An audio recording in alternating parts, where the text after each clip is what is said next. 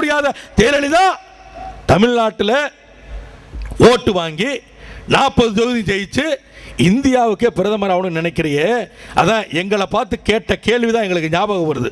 சட்டசபையில் கேட்டான் எங்களை பார்த்து ஒருத்தன், வேற யாரும் இல்லை, ஜெயலலிதா பக்கத்திலே உட்காந்துருப்பாரு என்ன மாதிரி ஒரு பொட்டு வச்சுக்கிட்டு. அவர் தான் கேட்டார், வானம் ஏறி கோழி பிடிக்க தெரியாதவன், கூரை ஏறி கோழி பிடிக்க தெரியாதவன் வானத்தை கீறி வைகுண்டத்தை காட்ட போறேன்னு சொன்னா, அதையே இன்றைக்கு சொல்கிறேன். கூரை ஏறி கோழி பிடிக்க தெரியாத இந்த ஜெயலலிதா அவர்கள் வானத்தை கீறி வைகுண்டத்தை தமிழ்நாட்டு மக்களுக்கு காட்டப் போகிறாரா என்பதை மட்டும் நீங்கள் சிந்தித்து பார்க்க வேண்டும். இன்னைக்கு பார்த்தீங்கன்னா எங்க பார்த்தாலும் சரி 144 தடை உத்தரவு. எதுக்கு? தருமபுரியில் ஒரு பையனும் பிள்ளையும் கல்யாணம் பண்ணிக்கிட்டாங்க, லவ் பண்ணி. இவ்வளவுதாங்க மேட்ரு. அதுக்கு அன்னைக்கு போட்ட தடை உத்தரவு 1 வருஷம் ஆக போகுது தருமபுரியில். இன்னைக்கு வரைக்கும் இது விளக்கல. விழுப்புரத்தில் பாட்டாளி மக்கள் கட்சி ஒரு கலவரம் பண்ணாங்க, அன்னைக்கு போட்ட தடை உத்தரவு இன்னைக்கு வரைக்கும் அதை எடுக்கல.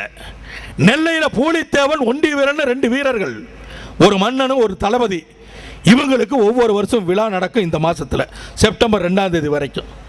உடனே நெல்லை மாவட்டத்தில் தடை உத்தரவு.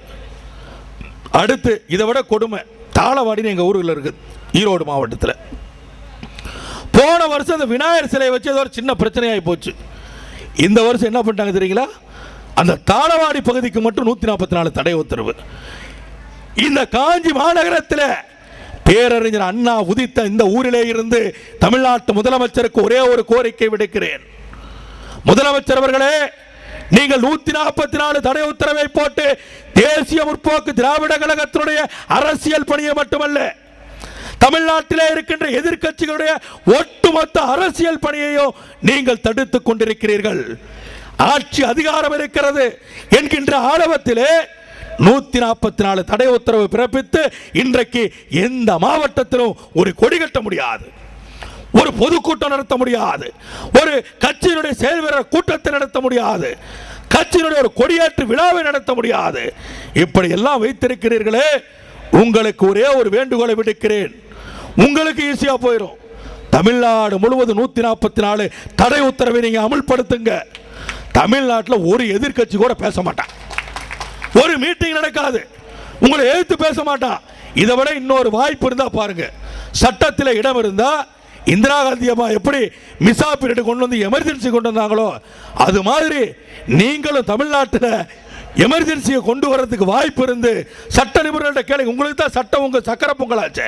நீங்க இழுத்து இழுப்புக்கு வளையக்கூடியதான எனக்கு தமிழ்நாட்டில் இருக்கிற சட்டம் வேணா அதையும் வளர்ச்சி எமர்ஜென்சி மாதிரி கொண்டு வந்து எங்க கட்சியில் இருக்கிற எல்லாரையும் மீதி இருக்கிற எதிர்கட்சியில் இருக்கிற எல்லாரையும் தூக்கி சிறைக்குள்ள போட்டீங்கன்னா தமிழ்நாட்டில் ஒண்ணுமே இருக்காது.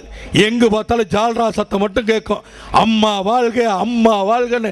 அதுவும் உங்க காஞ்சிபுரத்தில் இருக்கிற எம்எல்ஏ, இந்த மாவட்டத்தில் இருக்கிற எம்எல்ஏ இருக்கிற ஜால்ரா இன்னும் அதிகமாக போயிடும். இன்னொன்று மறந்துட்டேன், எங்க கட்சியில் ஒரு சின்ன உதாரணமா, எங்க கட்சியிலிருந்து இந்த செங்கல் தொகுதியில் ஒரு எம்எல்ஏ போனான். அவன் ஏன் போனான்னு உங்களுக்கு தெரியாது, அதை சொல்லக்கூடாது, இருந்தாலும் உங்க ஊர் எம்எல்ஏ பத்தி பேசுறதுக்காக பேசுறேன்.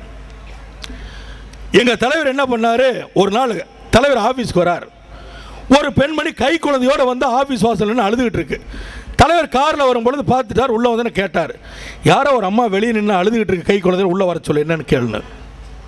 நாங்கள் ஏதோ உதவி கேட்குறதுன்னு நினச்சிட்டு அந்த அம்மாட்ட போய் என்னம்மாண்ணா, இல்லைங்க தலைவரை பார்த்து ஒரு உதவி கேட்கணும், உதவி கேட்கணும். ஆனால் என்னன்னு சொல்லுமாண்ணா, இல்லை தலைவர்கிட்ட தான் சொல்லுவாங்க. தலைவர் வர சொல்லிட்டாரா, தலைவர்கிட்ட கொண்டே விட்டோன்னே காலில் விழுந்து எனக்கு வாழ்க்கையை மட்டும் கொடுங்கன்னு. தலைவருக்கு இதாகிட்டார், என்னடா என்ன இந்த அம்மா வந்து எங்கிட்ட வந்து வாழ்க்கையை கொடுக்குது என்னம்மான்னு கேட்டால், அப்போ தான் அந்த அம்மா சொல்லுது, நான் செங்க சுரேஷோட 2வது பொண்டாட்டிங்க, எம்எல்ஏ ஆகிற வரைக்கும் என் வீட்டுக்கு வந்தார் போனார், ஆனால் அதுக்கப்புறம் வீட்டுக்கு வர மாட்டேங்கிறாருன்னுச்சு.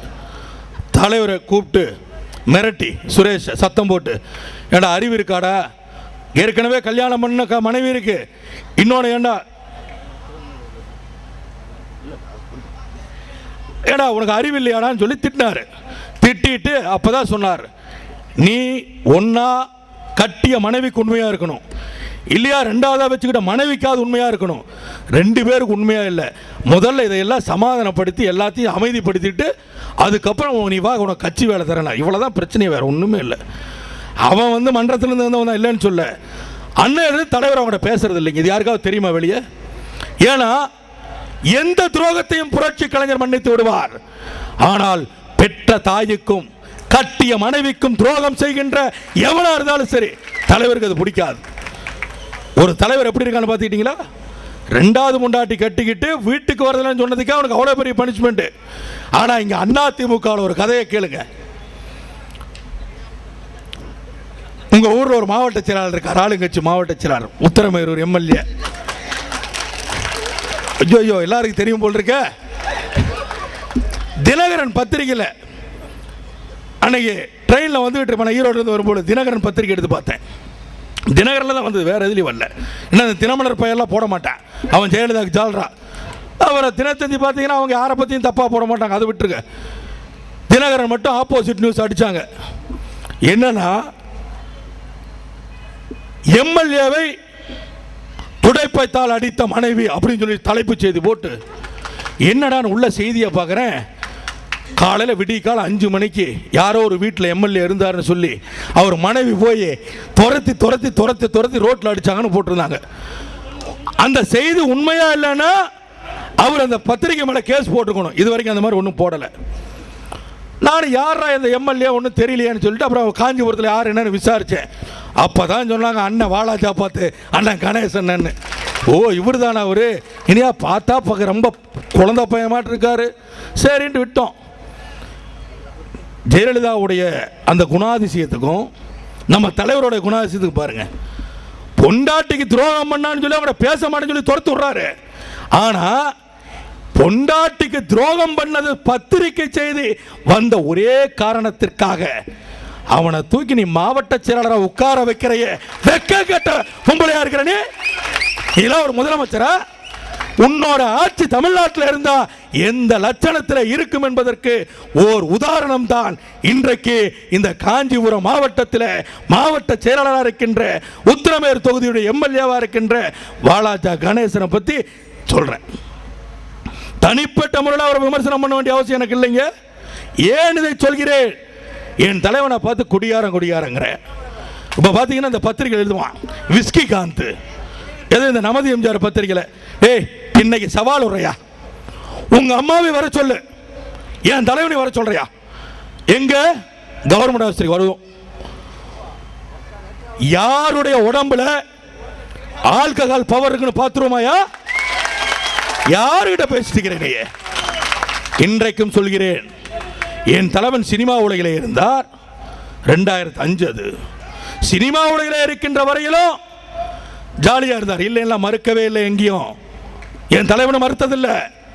ஆனால் அரசியல் துறைக்கு வந்து தமிழ்நாட்டு மக்களுக்கு நல்லது செய்ய வேண்டும் என்கின்ற எண்ணத்தோடு என்னைக்கு இந்த அரசியல்ல கால் பதித்தாரோ அன்றிலே இருந்து என் தலைவனை போல ஒரு சுத்தமான மனிதனை தமிழ்நாட்டில் எவனும் பார்க்க முடியாதா? அவர் சாப்பிட்ற சாப்பாடு என்ன தெரியுமா? சைவ சாப்பாடு சாப்பிடுவார். தெரியுமா இவனுக்காவது? எவனுக்குமா தெரியுமாயா? இதா அண்ணன் முருகேசனுக்கு பிரச்சாரத்துக்கு வந்தார். அவர் வீட்டில் இருந்து என்ன கொடுத்தாரு? சைவ சாப்பாடு. இதை ஏன் சொல்கிறேன் பெரியவர்களே? இப்படி மக்களை இட்டுக்கட்டி மக்களிடத்தில் ஒரு பொய்யான ஒரு செய்தியை மீண்டும் மீண்டும் மீண்டும் பரப்பி